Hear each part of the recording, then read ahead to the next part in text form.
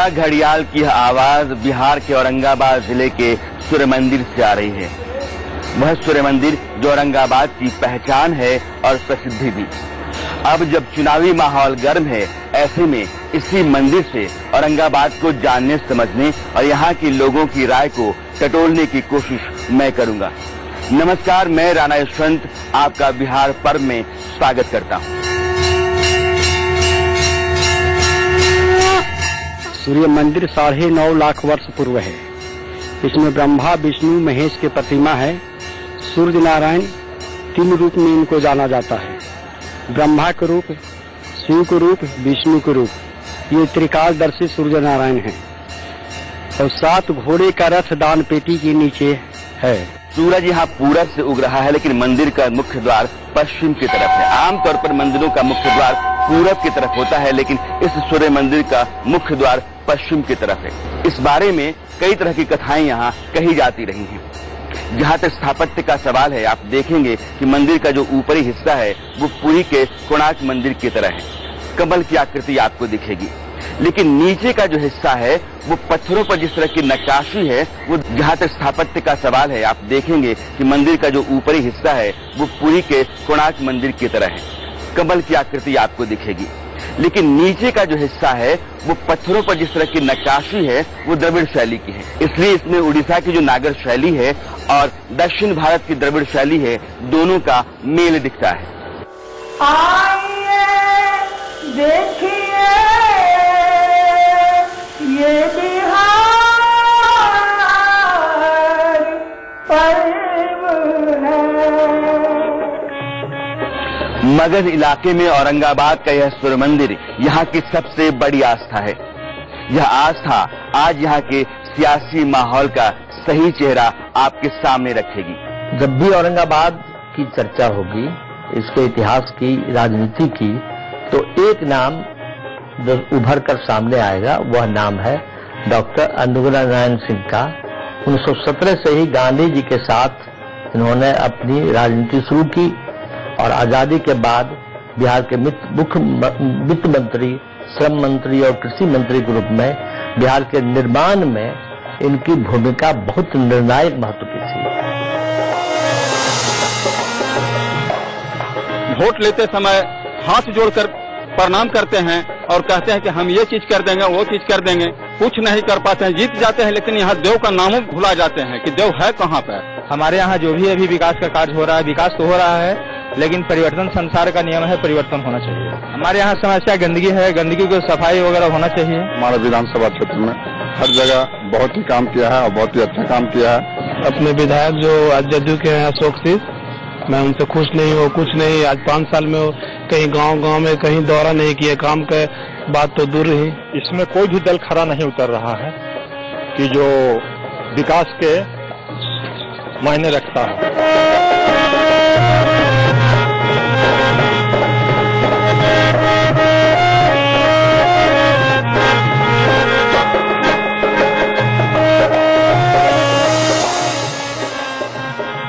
आज सड़क की स्थिति इतनी दयनीय है कि नक्सल प्रभावित क्षेत्रों में जो भी कार्य होते हैं वो उसी के रहमो करम पर होती है। विद्यालय है, वहाँ मास्टर जाते हैं न जाते हैं, इसकी चिंता कोई नहीं करती है। और जहाँ तक आम लोगों का प्रश्न है कि चुनाव के समय जब सीआरपी का या बीएसएफ का जो पैरामिलिट्री का डिप्लॉयमेंट होता है, उसके जाने के बाद काफी दिनों तक आम लोग काफी दहशत में जीते हैं, हम लोग काफी दहशत में जीते हैं।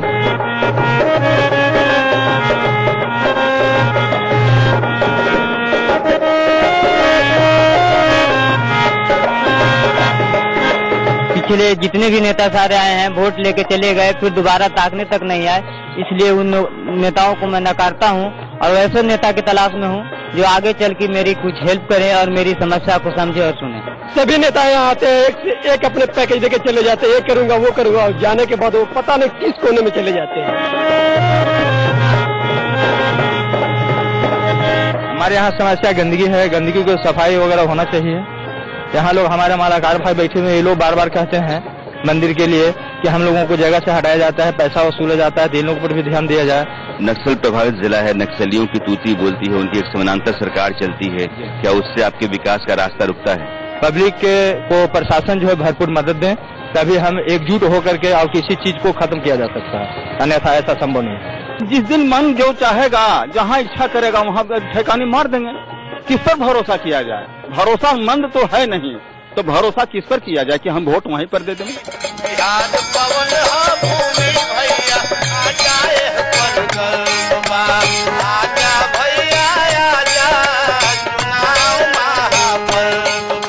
जहाँ हम खड़ा हैं यह पूरा नक्सल प्रभावित क्षेत्र है, उसके नाम पर इतनी दहशत है कि उसके नाम का एक पर्चा गिरता है तो सारे दुकान बंद हो जाती है, आम लोगों में इतनी दहशत होती है।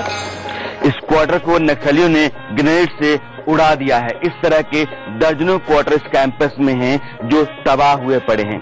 दरअसल ये क्वार्टर बनाए गए थे कोबरा के लिए। सीआरपीएफ की फोर्स होती है जो एंटी नक्सल मूवमेंट में लगी होती है। कोबरा की एक बटालियन को यहाँ आना था, इसीलिए क्वार्टर बनाए गए थे, लेकिन उस बटालियन के आने से पहले ही यह तमाम क्वार्टर्स नक्सलियों ने उड़ा दिए। अगर इस जगह पर कोबरा की मौजूदगी होती तो इस इलाके में चारों तरफ नक्सलियों पर नियंत्रण रहता और यहाँ के लोग आराम से अपनी जिंदगी गुजर बसर कर सकते थे, लेकिन ऐसा हो नहीं सका। और इस तरह के हालात उन तमाम जगहों पर रहते हैं जहाँ सरकारी इंतजामात आने को होते हैं। वो तमाम स्कूल और वो तमाम कॉलेजेस जहाँ कभी फोर्स का अड्डा हो जाता है या जहाँ फोर्स कभी आकर कैंप कर जाती है, उसको नक्सली उनके जाने के बाद उड़ा देते हैं।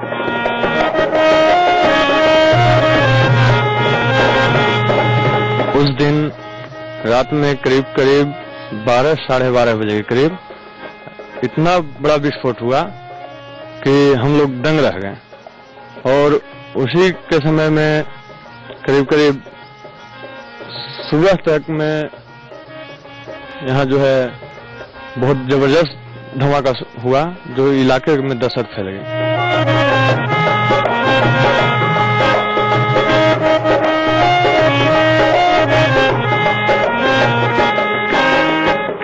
मैं औरंगाबाद जिले के कुटुंबा विधानसभा क्षेत्र में हूं और यहां से एनडीए ने जीतन राम मांझी के बेटे को बतौर उम्मीदवार उतारा है। अगर 2010 के नतीजों की आप बात करें तो 4 सीटें औरंगाबाद जिले की जेडीयू के हिस्से में गई थीं। एक सीट जो औरंगाबाद की है उस पर बीजेपी ने कब्जा किया था और एक सीट निर्दलीय उम्मीदवार ने जीता था। कुल मिलाकर के इन 6 सीटों पर जातीय समीकरण के आधार पर ही वोट दिए जाते हैं। इसलिए इस बार नीतीश कुमार और लालू प्रसाद यादव की जो दोस्ती है, वह गठजोड़ है, वो औरंगाबाद में फायदे का सौदा साबित हो सकता है।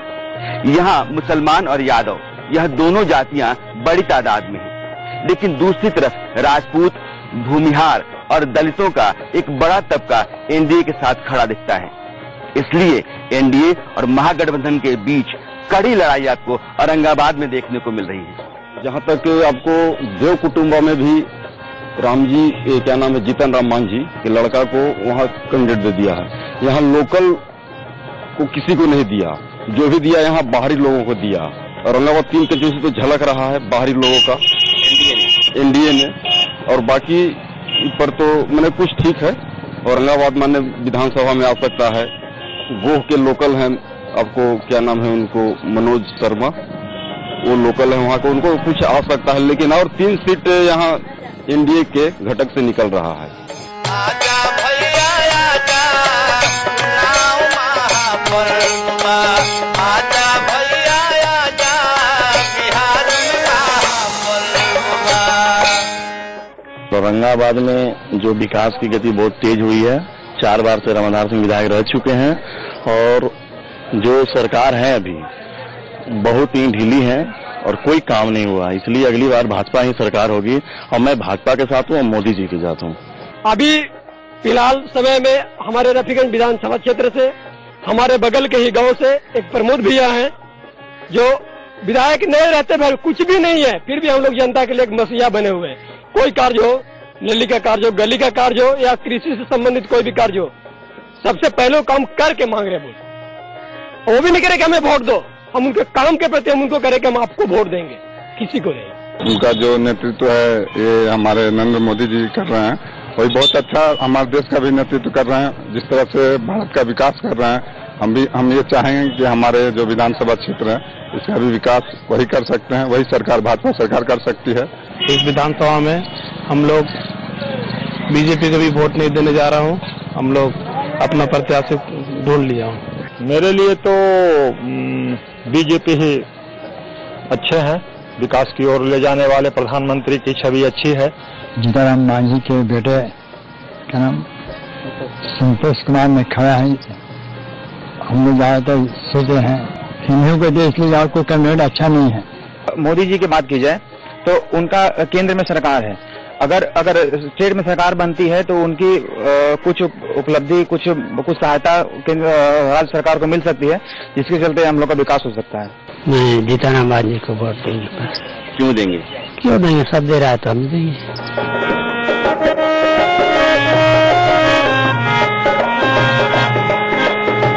हम लोग का एक ही नेता है जो बहुत सालों से हम लोग को ठगते आए थे सब लोग, और जब सब बाबुए साहब को वोटे देना है तो हम लोग क्यों ना उसको दे जो हमको रिगार्ड करे, हमारे विधानसभा क्षेत्र को अपना क्षेत्र समझे, अपना घर समझे।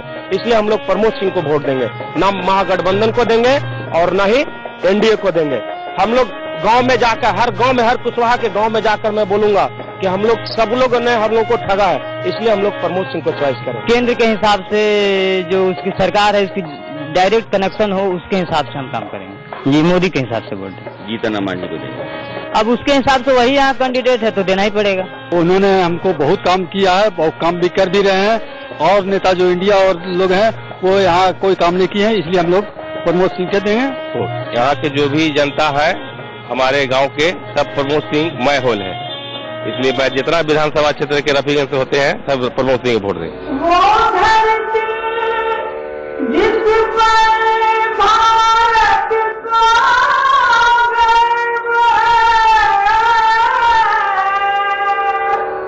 आइए देखिए ये बिहार पर्व है। औरंगाबाद जिले में 100-125 किलोमीटर का फासला तय करने के बाद मैं रफीगंज विधानसभा क्षेत्र में हूँ। आज की तारीख में यह विधानसभा सीट जेडीयू के पास है, लेकिन यहाँ लोगों से बात करने के बाद मेरा अपना अंदाजा ये है कि एक स्थानीय उम्मीदवार इनका नाम प्रमोद कुमार सिंह है, और पिछले 5 साल से वो लगातार लोगों के बीच काम करते रहे हैं। उनकी पकड़ लोगों पर मजबूत है। इस पूरे इलाके में धान की खेती काफी होती है, उर्वर जमीन है, और चारों ओर आपको कई चावल मिलें मिल जाएंगी। लोग खेतीहर हैं, सामान्य हैं, लेकिन यहाँ लोगों को उम्मीद विकास से है। वो आदमी जो उनके बीच का हो, उनके साथ खड़ा रहे, उनकी मदद कर पाए। ये बिहार